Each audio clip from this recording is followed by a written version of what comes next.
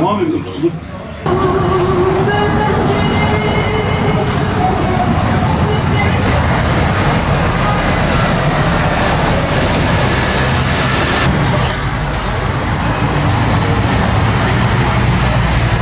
Bugün kullandığımız bu şehir Artukluların eseridir.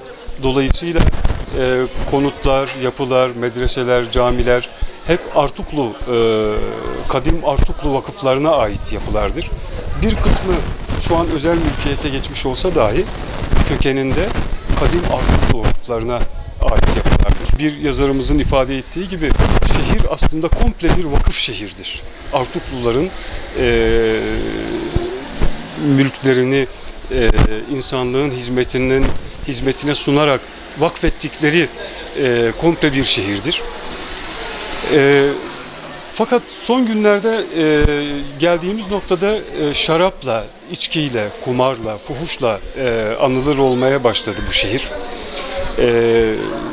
Mesela tarihte hiç olmamış, hiç satılmamış, hiç ticareti yapılmamış şarap çeşitleriyle Mardin özdeşleştirilmeye çalışılıyor. Fuhuş, kumar ayrı bir turizmin içine sızan farklı olumsuzluklar maalesef ve bunlar hızla yayılıyor. Mesela zaman zaman gençlerimizle beraber 1. caddede yürürken Süryani şarabı ikram edelim teklifleriyle karşılaşıyoruz ve bu maalesef çok acı bir hakarettir Müslümanlara. Yani Müslüman şehrinde caddede yürürken size Süryani şarabı ikram edelim teklifi hakaretten başka bir şey değildir bir Müslüman için.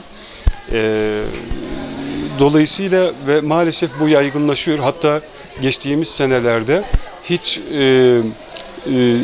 teklif etmeden hemen bardağı doldurup şarap hediye ediyoruz, şarap içer misiniz gibi yöntemlerle insanlar içki içmeye alıştırılıyordu.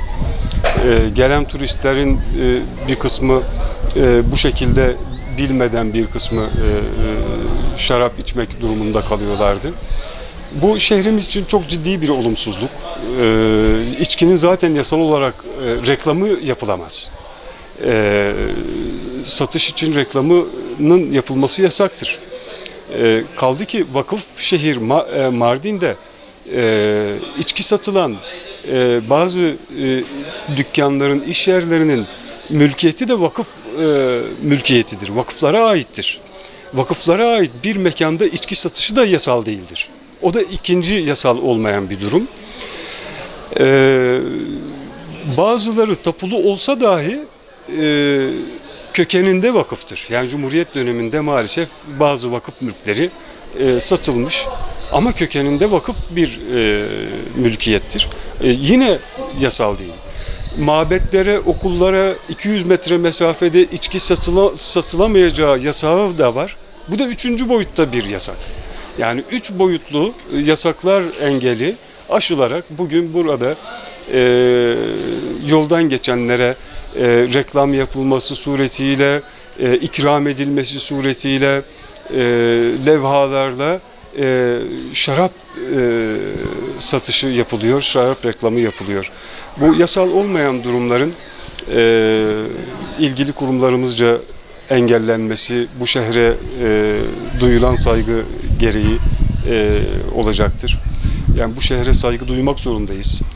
Bu şehrin tarihine, mabetlerine, vakıflarına insanlar olarak, resmi kurumlar olarak saygı duymakla mükellefiz. Dolayısıyla Mardin'de iş çığırından çıkmış durumda.